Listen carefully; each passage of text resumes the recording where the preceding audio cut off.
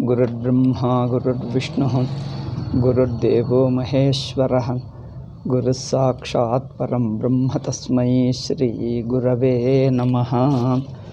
Om Narayan Narayan Narayan. Today is Monday. We have been discussing Gita. So we concluded the 4th chapter and we just started the 5th chapter. In the beginning of the 1st chapter, Arjuna puts a question. The question is really doubt about a certain important point in life, which the doubt which all of us get it. At least most of us get it. So in the beginning, Arjuna puts a question. I just read out. Arjuna uvachan sanyasam karmanam krishna punaryogam cha shamsasi yachreya etayorekam tanme bruhi sunischitam. He says, Hey Krishna, hey Bhagavan, you are praising sannyasa. Sannyasam karmanam Krishna punah yogam cha shamsasi. You are praising first karmanam sannyasaha, because you have been telling a Sankhya and Karma Yoga. Sankhya means transcending all karmas, giving up all karmas. Okay? Because karma is a symptom. Karma is a symptom. Is a symptom of a much deeper weakness, deeper problem. Therefore, one has to give up karma.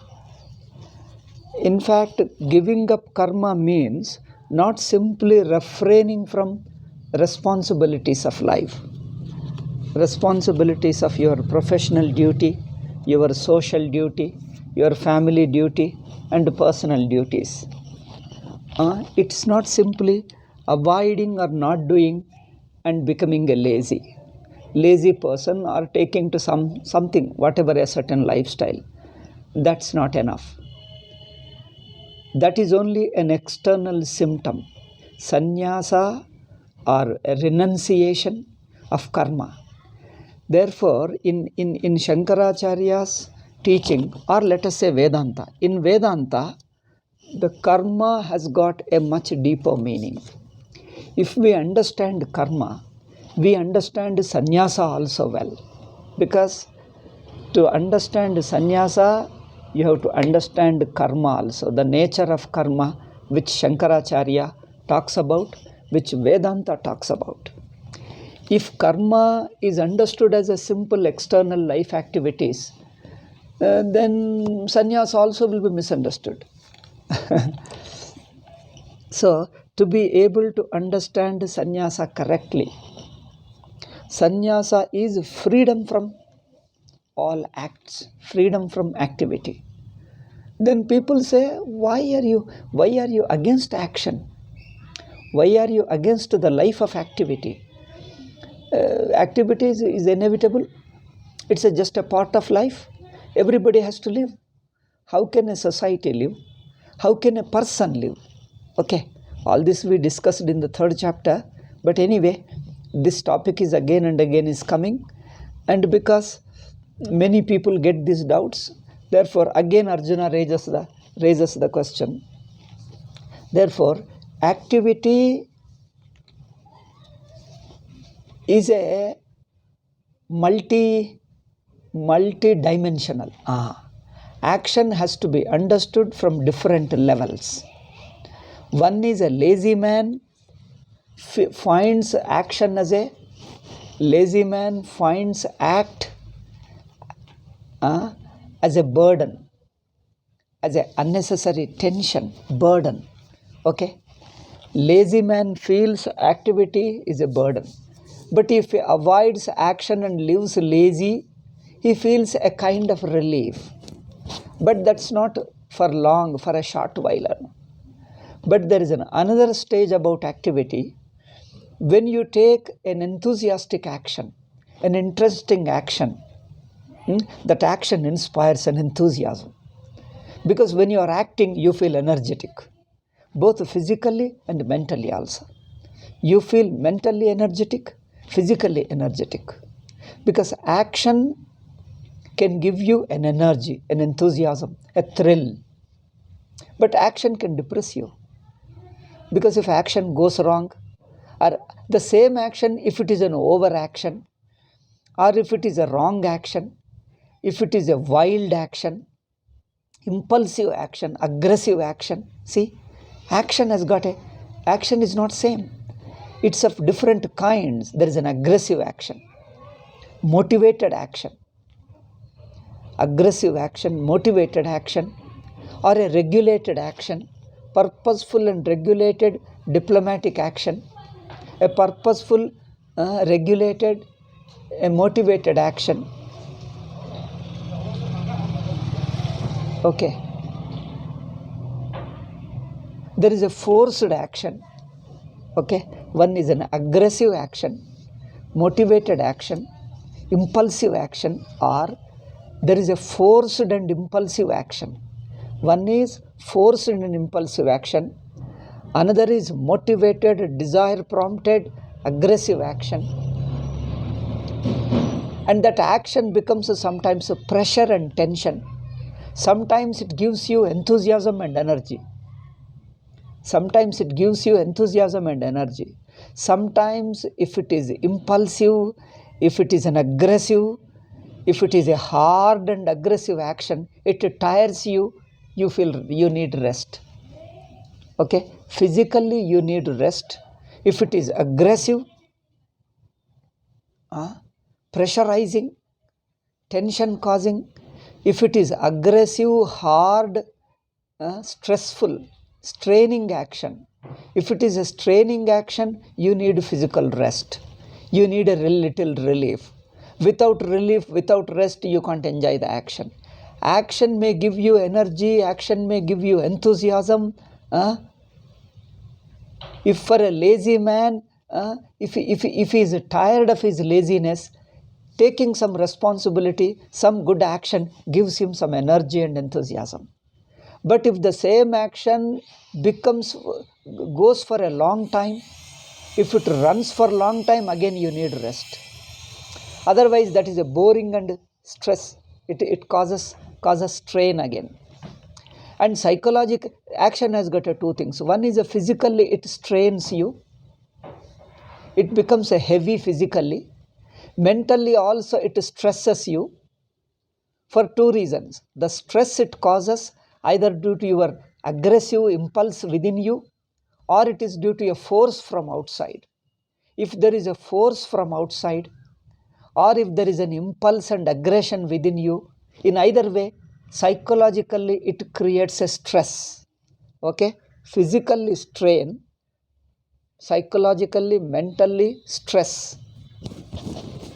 So physical strain is if the nature of action itself is heavy action and for a long time. Heavy action and a long time, it is stressing on you, it is taxing your body, then you will be tired. You may enjoy for a while, but if it is an overburden, then you feel tired and then you want to take rest. This is a physically, if you are tired, then you love rest. Rest gives you joy. Rest gives you relief, peace and joy. Oh, it gives you joy. Okay? Because you are relaxed. But if it is a interesting action, attractive action, thrilling action, again it gives you generates some energy, some enthusiasm. If that for example, playing cricket, that enthusiasm, the energy generating action too, if it goes for a long time, it creates both a physical strain and psychological stress. If it goes for long time, again, if it is a motivated, if it is pressurized, pressures of two sides. One is an inner pressure, another is outside pressure. Outside pressure is your society, your responsibility, and then your government, your job, wherever you are working, your company puts a structure.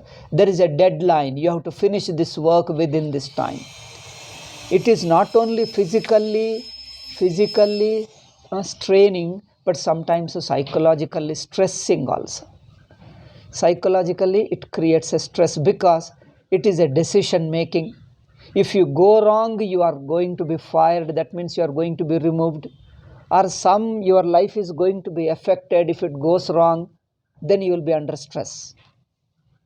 Because you are put under pressure that this must be deadline you must meet. And the thing should be successful. You can't fail. If you fail, you won't tolerate. Make sure that you must be successful. This creates a stress. So, the desire for success, that you must succeed, otherwise you are going to lose heavily. Then there is a pressure from outside. And psychological pressure also, that you want to get a good name. You don't want to be criticized. Or you may have your own ideal that you want. Ideals will be two way. One is you don't want to be criticized, or you want to be always correct and right. Then see, it is a voluntarily taken burden upon yourself. Voluntarily put certain ideal upon yourself. And that ideal creates an anxiety, a pressure, psychological pressure. Okay? That anxiety creates psychological pressure, stress. So it may be due to my inner desire, inner ideal, and the external pressure. Sometimes both, they feed on each other. External social pressure, your company, your department, wherever you are working, your company puts a pressure on you. And your mind also wants to prove to them that yes, I am right and I have achieved something. You also have got certain ambitions, certain ideals, certain desires. Okay, the desires may be selfish or may be a good, but if it is an ideal, it puts a pressure on you. Okay, in either way. It may be selfish desire, it may not be so selfish, partly a responsibility, but in either way, if it is an ideal, if it is a goal that I want to achieve, then it creates a stress. Okay? So this physical strain, psychological stress.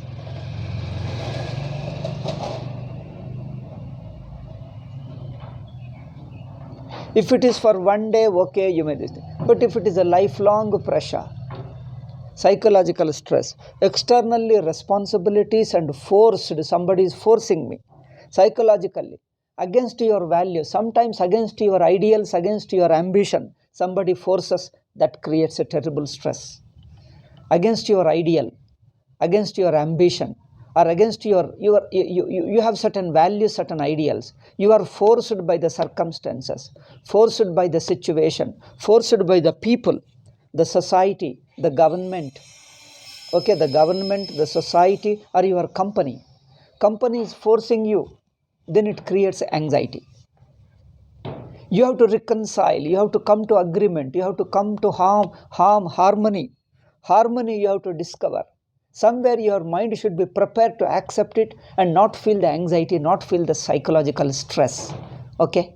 Sometimes decision making is a stress. Sometimes the fear of worry, the worry of failure, the anxiety of failure stresses.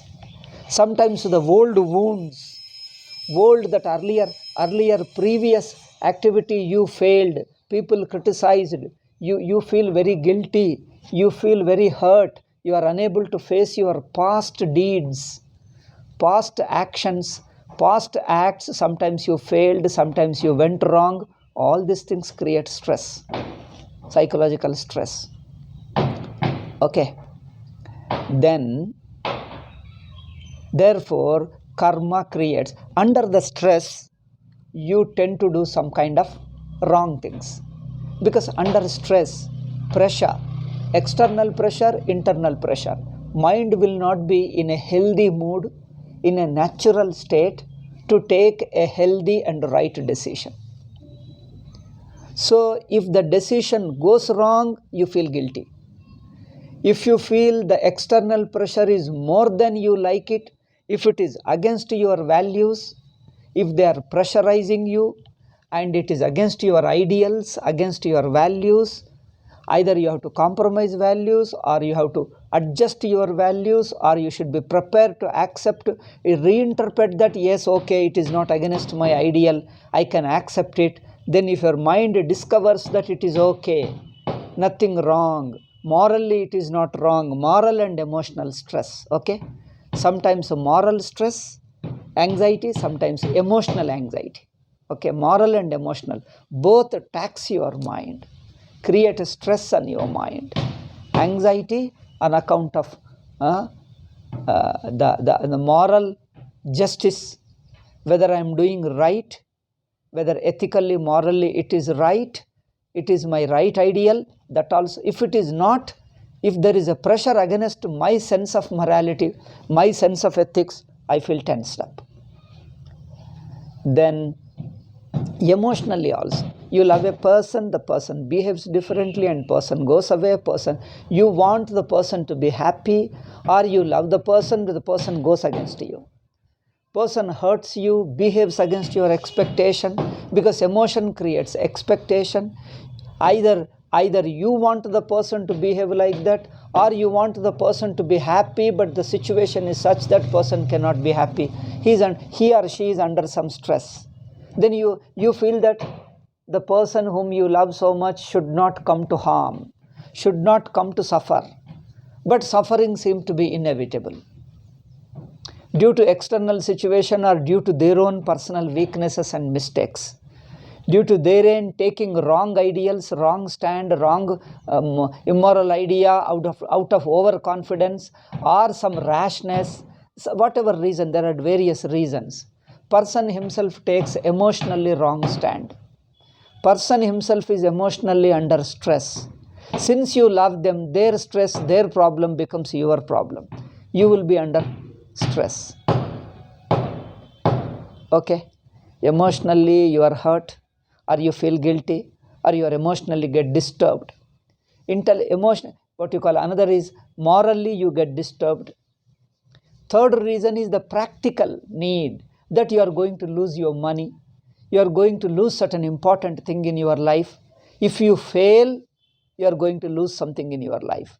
So it is an actual practical problem of losing money, losing job, losing something. Okay, practically you are exploited, it is a social real situation, economic and socially, or you are going to lose your elections in your politics, electoral politics, you are going to lose. That creates a stress. Your status, you lose your status, you lose your power, you lose your money. This is a practical difficulty, but you want it at any cost. You are invested, you desired it seriously, you imagined that you will win it, and for you it is an important ideal for you, an important ambition, important goal for you. If you lose it, you can't face yourself, you can't face it. If it is a practical situation, losing money and status and power and the people. Second is, you morally it is against your ideal, but you are helpless, that you are forced to do. Or emotionally, see, practical problem, emotionally or intellectually. Okay, these three ways, if it is against your ideal, against your expectation, all these things create a stress, psychological stress, anxiety. And if this anxiety continues for long, then you become unbearable. You feel like running away, or you will become wild and aggressive. Either you become wild or aggressive, or you feel like running away. Either way, how do you face it? If you use your brain, if you use your physical capacities, money and status, and try to solve it, take help of others, Others also, they promise and don't help. They say, okay, we shall help you, but they keep on prolonging it, it don't help. They are capable of helping, but they don't want to help. Or they help it, but they put other conditions that they take advantage of me. All these things create a terrible stress. Okay, this is how life is. This is how life is. Everybody faces, we are all facing that. Okay, of course, the sannyasi life is not so much of stress, not so much of complex life we don't have. Sannyasis do not have so much. But at some time we also had, even as a sannyasi, but we don't. The relations create problems. Okay, if the relations are involve the what you call moral issue or emotional issue, practical issue is not a problem for a sannyasi renunciation, but moral and emotional. Practically, because it doesn't have money, doesn't have a status, so what he lives is a basic needs. Somewhere he eats food and lives somewhere. So physically living is not much problem. Practical problems of losing money and status and people, all this is nothing. But emotionally, if he is not mature enough, okay, if he has not grown, if he has not advanced spiritually, if he has not learnt karma yoga, emotionally it taxes him. And morally also, if you are pressurized to do something against your moral sense, then you feel conflict. You feel tensed up. You cannot do, but you can't disobey. If you disobey, you will be happy. Morally, you will not be forced if you disobey. But the situation is such that you can't disobey. You are supposed to follow. If you obey, then your conscience will be hurt, because it's against your ideal, against your ethics, against your morality. Then you will lose your self-respect. You will lose your self-respect. Your personality gets shattered. Okay, you will lose your self-respect. That also you can't afford to do that. Arjuna is also exactly in the same situation. I think I have explained the situation thoroughly. This is how the problem is: physical, emotional, intellectual. Okay, 3 level. Physical, there is a strain, psychologically stress, anxiety, tension, whatever you call. Stress, anxiety, tension, conflict, these are all same. The result will be psychologically you will be demoralized, shattered, lose your self-confidence, emotionally upset. This will be this thing. If it prolongs for a long time, the nature of anxiety is that it gets accumulated. If there is a problem for a long time, sustained anxiety for a long time, the nature of anxiety gets accumulated in the mind. You will become a narcissistic person. It will affect your self-confidence and self-respect. You will develop a low self-confidence, low self-respect. Your confidence is shaken. Once confidence is shaken, confidence becomes low in all your efficiency, your intellectual creativity, your thinking, your balanced mind, what you call your relaxed, your maturity, your strength, psychological strength also gets shaken. Okay, then it creates other problem. That's why Arjuna says action causes tension. Therefore, when Sri Krishna told that you transcend karma, karma has got a deeper root. Physical karma, an action is physical, but it is also social, it is also psychological. Action has got its spring from the mind. It has got a deeper roots in our mind, subconscious mind, unconscious mind, our own desires, ambitions, ideals, values. They are connected to acts and relationships. Acts and relationships and our responses. How do you respond? How do you respond to a given situation? Your action means physical action, social relationship, and your psychological responses. These 3 to put together is action. Action is social relationship, physical acting, social relationship, and your psychological responses. Psychologically, how do you react? How do you respond? Psychological reactions. So these three put together is karma. Karma has got these three levels. Okay. Therefore, the physical karma has got, one is a social dimension. So not only social aspect, there is a psychological deep down in me. Psychological means two, I told. One is your moral sense, another is your emotional relationship. These two, moral and emotional, are deep down related to your individuality, your self-respect and your self-confidence, your sense of individuality. Okay. So your sense of individuality is the root. So that is related to your moral sense and your values and ideals. And then social responsibility and relations. Social responsibilities and relations. Then the physical action. See how it is so complex. That's why it is not easy to understand.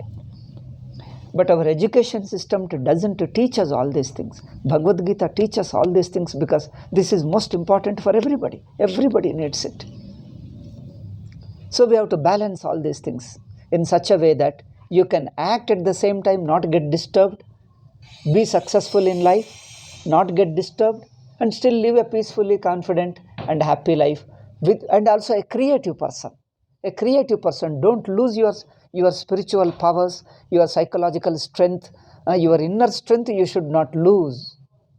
You should not lose your self-confidence, self-respect and then get shaken. Okay?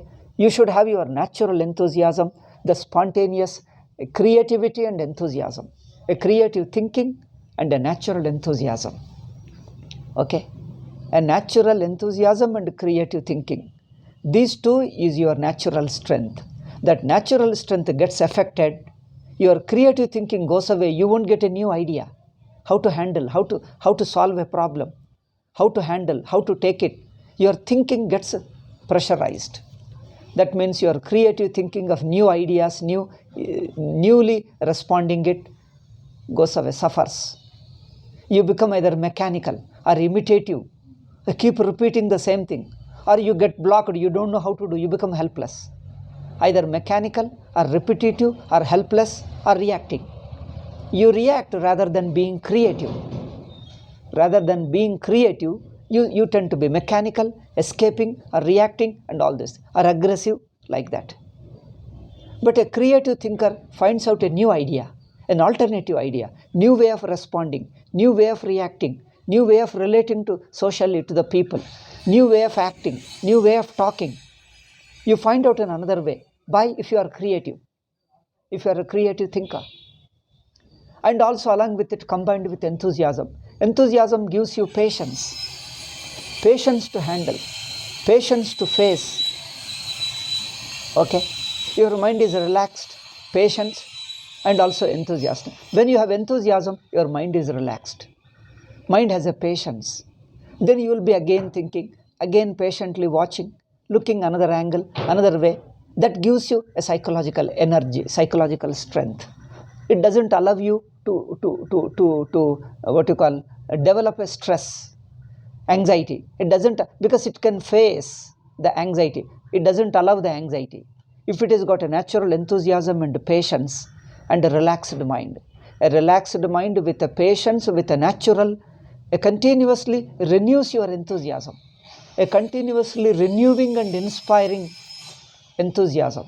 It continuously inspires your enthusiasm, then you won't lose your strength, then no anxiety, no stress. Your mind will have a resilience. It has got a strength. Resilience means it can easily adjust, instantly adjust, because it doesn't lose enthusiasm. So a good mind, a strong mind will have enthusiasm and creative mind, creative brain, creative thinking, and enthusiastic mind. Enthusiastic mind has got relaxed patience and also pleasant. It is happy. Mind is in a pleasant mood, in a good mood. So the emotion should be, mind should be pleasant mood, enthusiastic, natural, feels patience also. Intellectually, it should be creative. So these both should work together harmoniously. Emotional mind, intellectual intellect, creative intellect. thinking intellect. The thinking faculty is intellect. Emotional faculty is mind. Emotional mind, thinking intellect. They should live in harmony. Okay. This, then if I don't have, therefore with action, these are the things which create problem. But in spite of action, either action doesn't create problem, or if you can avoid the action, you feel relaxed. No tension, no anxiety. So Arjuna says that one side you praise, that transcending karma, renunciation. See, renunciation is taken in two ways. One is just avoiding karma, another is transcending karma. Karma means activity. Karma has got two meanings. One is your fate. Fate means that past karma. Past karma comes as your result, that is one. Another karma is the karma which you act. Karma means, karma has got two meanings. One is act, which you act. The positive action you undertake. A creative action, positive action you undertake. Okay. So this karma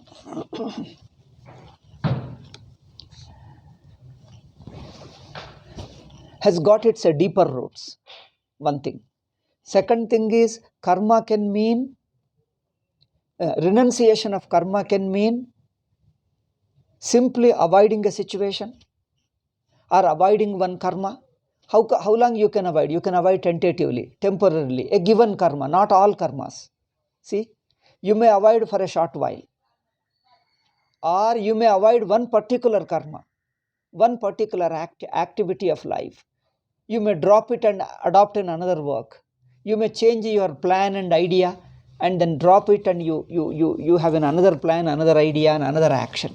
But some or other action is inevitable in life, because life is relationship. Life is relationship. Life is interaction. And life is responsibility, isn't it? It's a continuous series of life, series of activity. Because you have to act, you have to relate to people, you have to take responsibility. Okay. This is what activity means. Activity means relationship, doing work, and taking responsibility, and making sure that something you achieve. Some responsibility means achieving something, some goal, achieving some goal, some end. So these are all the other dimensions of karma. Karma means activity. These are the dimensions of karma. So you just don't have a simple activity, bare activity like a child's activity. But these are all related to it, other dimensions.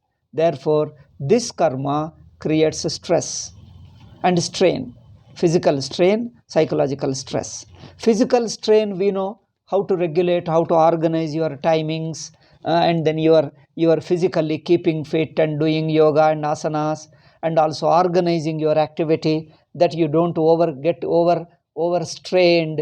So you organize that now you do it today and tomorrow little, or take help of other person, take help of a machine, so that it becomes less burden for you. These are all physically we know how to handle, we don't have to tell. So Vedanta, spirituality, or Bhagavad Gita doesn't have to tell the physical thing, because that much a common sense people can handle, people can do it. If they doesn't do, then you have to teach them Niti Shastra, we call it ethics. We have got plenty of books, lot of literature and ethics also. Worldly ethics, worldly common sense, organizing time, time organizing, relationship, management principle. All these management principles, managing your life, managing time, managing relationship, physically, socially, all these things come under ethics, not Bhagavad Gita, not spirituality. Only psychological stress comes, there the spirituality enters, Bhagavad Gita enters. The physical time managing, all that, etc. I think we put them under ethics, Niti Shastra. And not, I don't know whether to translate ethics, we call Niti. Niti is a broader term, it encompasses many things. Therefore, probably English word ethics may not mean so much as the Niti. Niti means, in Sanskrit, Niti means all these things. Anyway, that's not our topic, we leave them. Our is main Bhagavad Gita. So that physical stress you can handle with your common sense and with your worldly knowledge of other management and other things. Okay, but the psychological stress, guilt, which undermines your personality, confidence, creativity, emotional stress, emotional conflict, then it undermines, shakes your personality, individuality. Then it affects your happiness of life, joy of life. Okay, then should we avoid karma? Therefore, showing that karma produces this kind of stress, karma produces limitation, karma produces this kind of problem, trouble, tension, and pain and suffering. Therefore, transcend karma, renounce karma. So, if you renounce karma, you will attain your spiritual natural state and you will become free. One side, Sri Krishna advocates sannyasa, renunciation of karma. But Bhagavan Sri Krishna, when he teaches renunciation, it is not physically avoiding the karma. Because physically you may avoid for a short while, that is called taking rest. Or you may change your plan and idea, that is only changing your activity and adopting another activity. So this is only a tentative, superficial, mild changes. But life itself is full of activity and you can't escape life. Some or other activity will bring some pressure, stress. Then how to handle? Then Sri Krishna says, karma by nature brings about some pressure and tension. Therefore, you have to renounce karma. So this renunciation is one meaning which Bhagavan Sri Krishna says is transcending karma. That we have discussed before and we are going to discuss again that later. So the renunciation means transcending. Arjuna didn't understand what exactly the transcending, though he heard in the earlier chapters, but it's not so clear to him, partly understood, partly vague. Therefore, that instead of transcending, he understood it is avoiding karma. A certain responsibilities, living a lifestyle of a sannyasi, where you don't take social responsibility, economic responsibility, and you live with your minimum needs, and you don't have a much needs, you don't have big ambitions of social status, money and power and all. You think that you need a basic needs of your food, cloth and shelter, and also you have some hobby, and then or you make a little money, and that's all. You don't become a competitive person. That means you don't engage in competition. People think that if you avoid a competitive life, because competition, worldly social life, worldly life creates a stress. Therefore, they think that sannyasa means, they think avoiding competitive life, live in a village atmosphere, have the basic needs are few, like our Gandhiji's philosophy. Your needs are few, then you call spirituality. This is called. Okay? Certain people, I think all over the world, some of the intellectuals opted like that. Why this unnecessarily competitive life creates stress? So have little hobby. You love nature, live in a close to nature. Don't live with too much of stress life. See, people love competitive life one side. Too much of entertainment they indulge. And also too many pleasures, worldly pleasures. If you indulge in worldly pleasures and competitiveness, that is ego competitiveness, and also what is that? Competitive life and ambitious life. Competition comes only in ambitious life, highly ambitious life, competitive life, and also too much of pleasure, indulging in worldly pleasures and money and status and all, then this creates stress. So some people adopted, okay, let me not have too many worldly ambitions. I love little bit simple things. Then other things, I will have a little hobby of some music and dance or some simple things. There also no competition, no ambition, no trying to prove to others. You just love your some music or some painting, some art, and live in that. Okay, you live to yourself. And your desires are few. You just need simple clothes and some money and some friend, and that's all. You have a little friends, you enjoy. Don't go for too much of entertainment. Entertainment, or some people love, what is that? Sahasa karma. Sahasa karma means, what you call that in English? I don't know what you call. Sahasa? Adventurous. Either you love adventures, what you call, or adventures. So you want to do some adventure, some competitive, some ambitious, over ambitious plan, or you want to indulge in money and status and something like that. This is a very stressful life.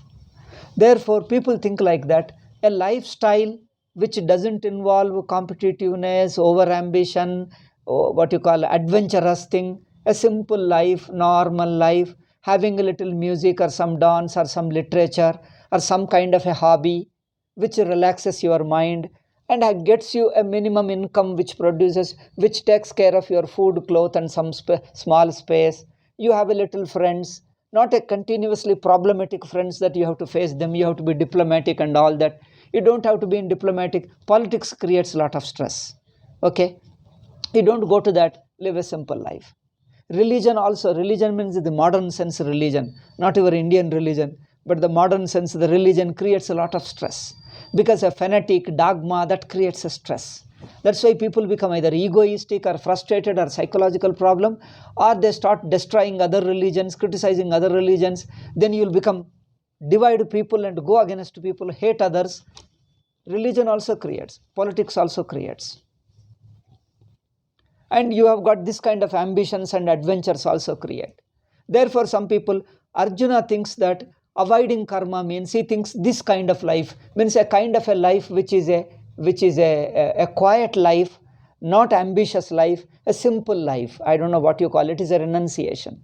A simple life, non-ambitious life. He thinks that you are avoiding karma and you are happy. Arjuna thinks like that. Arjuna means common people think like that. Therefore, if you have an ambition, money and competition, adventurous and overindulging, too much of entertainment, some people love games and etc. Adventurously love, you see, car race. You go in the car race, end up in breaking your leg and all. Because you got an ambitious, you want to prove something. You want to achieve, you want to prove something. Then that's an adventure. Adventure creates stress. All kinds of problems. But some people don't go into that. They've seen non-competing, non-tension, just a relaxed, simple life. I think somebody, was he a Voltaire?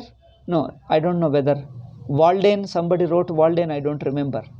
He's in America. He lived, he advocated living a life away from town, away from village, in a forest-like life, and he lived on his own, and he advocated that. Some people love that. That's because they are not totally escapists, but a partial escapists. We can understand the stress and strain they feel, but they advocated a lifestyle, a different lifestyle that gives you a relaxed mind. A relaxed mind, no ambition, no stress, no problem. But that is not Vedanta. Okay? Like Gandhiji, or Gandhiji also is only un-Hindu style. These are all only people do from their own common sense. A human being imagines that how life becomes full of tension because of adventurous, some loving adventures, or some religion, or some politics, or money, or some competitive life. Therefore, avoid all these things. What human life needs is a simple things, like your simple food, clothes, and a small job which is a non-competitive. You can make some money, do some little help others, be friendly. Somebody is around you, you go and little help them. And you make some little friendship, you have little entertainment, a little, not much, and have some hobby to entertain you, and live your peaceful life. Therefore, no hurt, no harm, and that's all. This is a lifestyle of a non-competitive, non-ambitious, a simple life. I think in short we call him a simple life. People think this simple lifestyle is called sannyasa, is avoiding a stressful life. Therefore, they think this is sannyasa. Arjuna thinks like that. We will live like that. That is free from karma, no tension, no ambition, no worldly things, all these things. Therefore, karma gives tension. By karma, he meant this kind of karma. What is that? Lifestyle, ambition, competitive, etc. Now, therefore, he told, a simple life we do. Don't hurt others. Don't cheat others. Follow simple moral values. Not exploiting, not ambitious, not doing anything over extremely anything. Live a simple life. Help others. Don't hurt others. If there are few stresses, little just to forgive and forget certain small things and live a relaxed and peaceful life. Just a lifestyle, a simple life. This is called sannyasa. Arjuna thinks that karma, giving up karma, you will become peaceful. Okay. But Sri Krishna told, even this simple lifestyle sannyasa, this is not our Vedantic sannyasa. This is modern people. Modern people imagined out of a human mind, not out of a Bhagavad Gita, not out of spirituality, not out of Vedanta. A common man, little intelligent man, designed his own idea of sannyasa. Gandhiji did lot of spoiled like this. He thought that he is the only man, he is such an arrogant fellow, and he thought that out of his own imagination he can do all experiment and do something and all. These are all modern European style. I think this is not an all Indian style. We never call it. Gandhiji says, I am a spiritual man, religious man, I am practicing religion and ahimsa and all the things. It's all humbug and nonsense. Utter fool. I think you find such people in Europe. I am not able to recall the name of a person in America, very famous, Thoreau, now I remember. Thoreau, who wrote a book, Walden. Thoreau is also like Gandhiji. No, Gandhiji means, I am not comparing in all sense, I don't know in what sense you take it. In this sense alone. When the life is competitive, ambitious life creates a stress and strain, adventures and all, you avoid all that life and live a simple life. Live in a village life, have a small house, be friendly with people, do little bit of help to others, you have your own hobby, you have no ambitions, you love your certain simple food and eat and relax, take rest and just all live life. Means this is called a simple, stress-free lifestyle. A stress-free lifestyle, have a little hobby, harmless hobby, non-competitive, non-ambitious. Okay, live a simple life. And they think this is sannyasa. This is human being imagined sannyasa. This is not a spiritual sannyasa which Bhagavad Gita Upanishads are teaching. I think our time is up. Anyway, I have started today late. So, anyway, this I shall continue in the next class. This is a very important topic. So, Gandhiji also wanted to do on his own, that he wanted to experiment and discover what is sannyasa, what is spirituality, and do all those things. He ended up further messing up. He created a problem of his own life, his family life. He is a failure in his own life, failure in his family life, failure in society, failure in politics. Everything he destroyed and died as if, I don't know, if there is any most dirty word to use, you have to use him. Use for him. Total utter failure and fool. And he considered that he is practicing spirituality, because that is an arrogant spirituality. You know that? Arrogant humility. Arrogant humility. This is a very contradictory term. This is an arrogant humility. Foolish spirituality. Okay? Arrogant humility, foolish spirituality. That is Gandhiji. No, I don't mean any disrespect to him. He's a nice man. He was sincere. One thing good is he's sincere. He sincerely wanted to do good to society. He sincerely wanted to do, he sincerely sacrificed. Sincere, but all confused, misunderstood. He wanted to do with a common man's human being, with a human thinking. He wanted to do spirituality.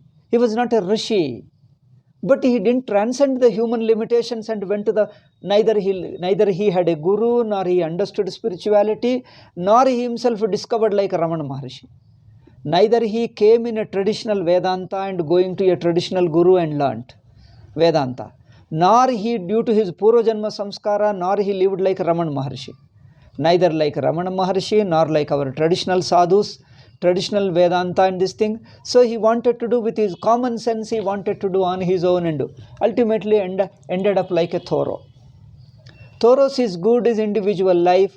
That is okay. It avoids the excess of stress, but it doesn't help you to transcend karma. It is only avoiding a ambitious lifestyle, stressful lifestyle, living a simple life. It is only external lifestyle sannyasa.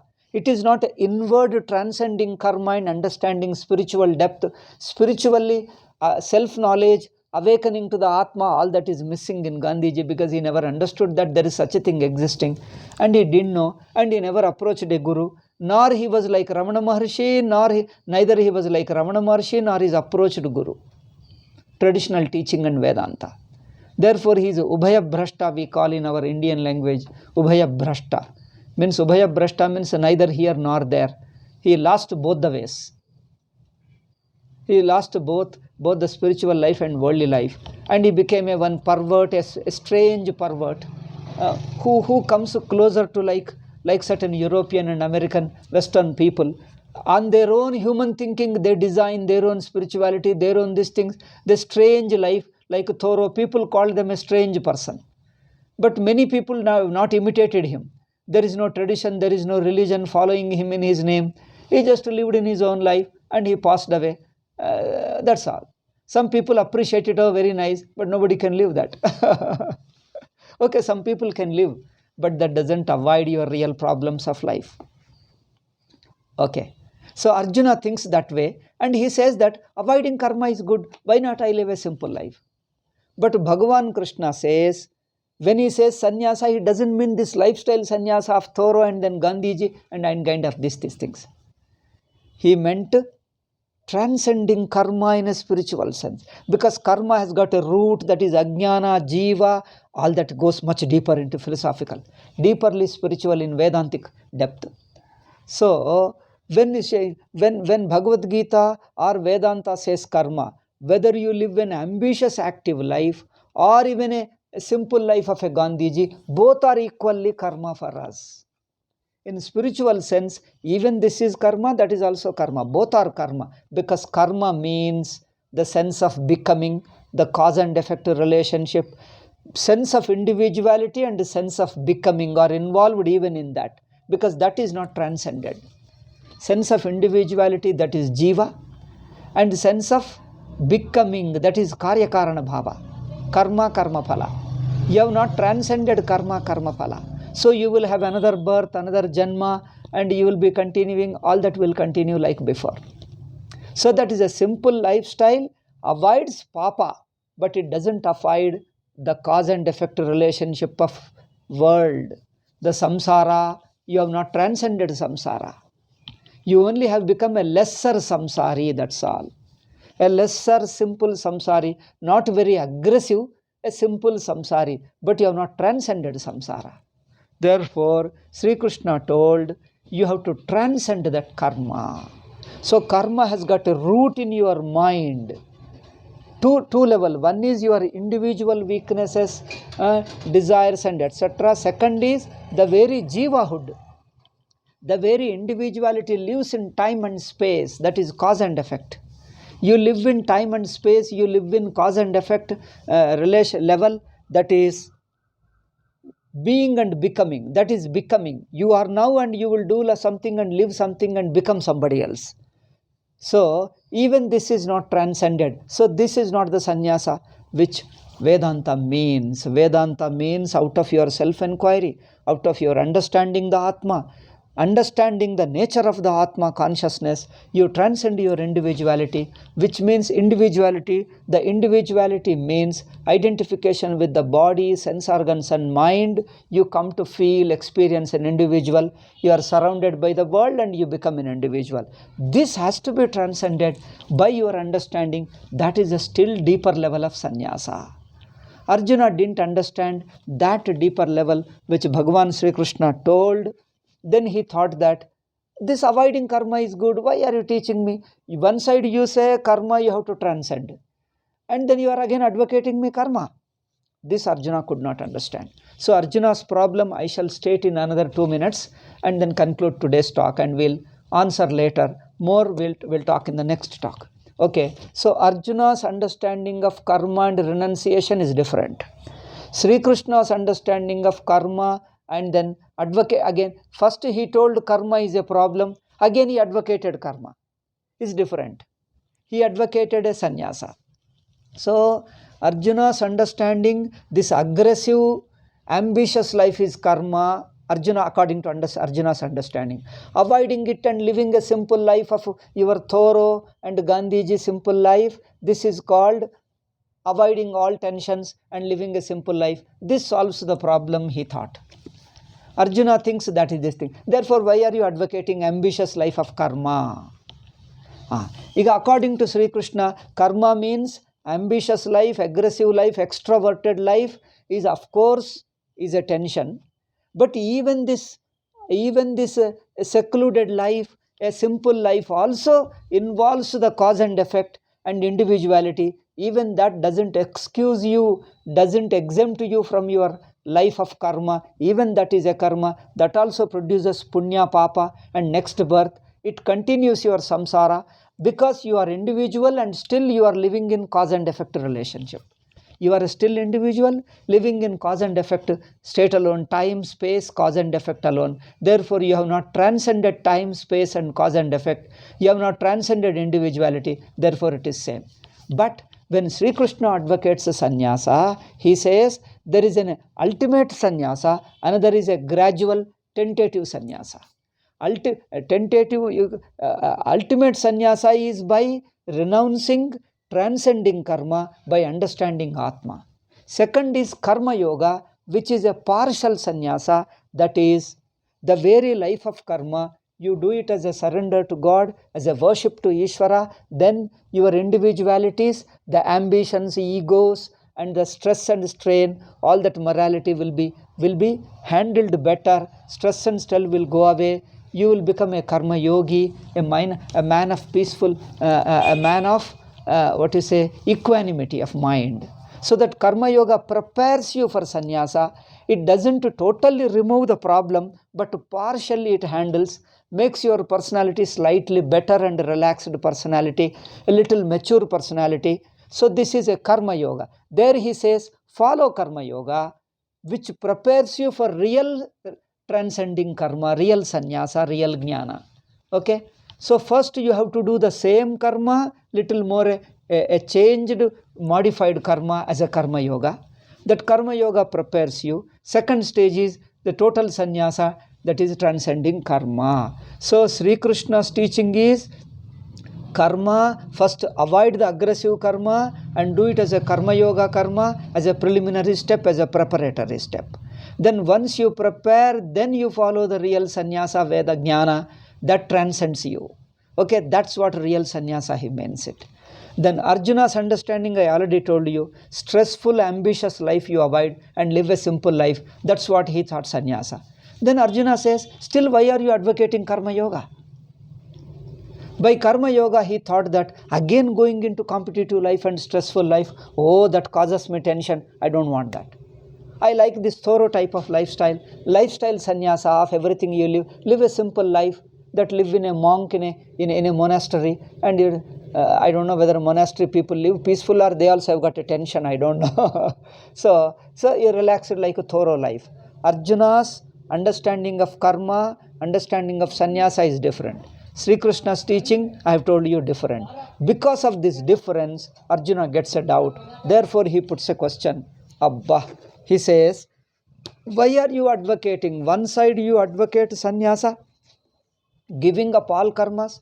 Again you are advising me to do karma yoga. Oh, you tell me clearly, this first shloka says, tell me clearly which one I should follow. One side you advocate karma, again you said avoiding, transcending karma, sannyasa.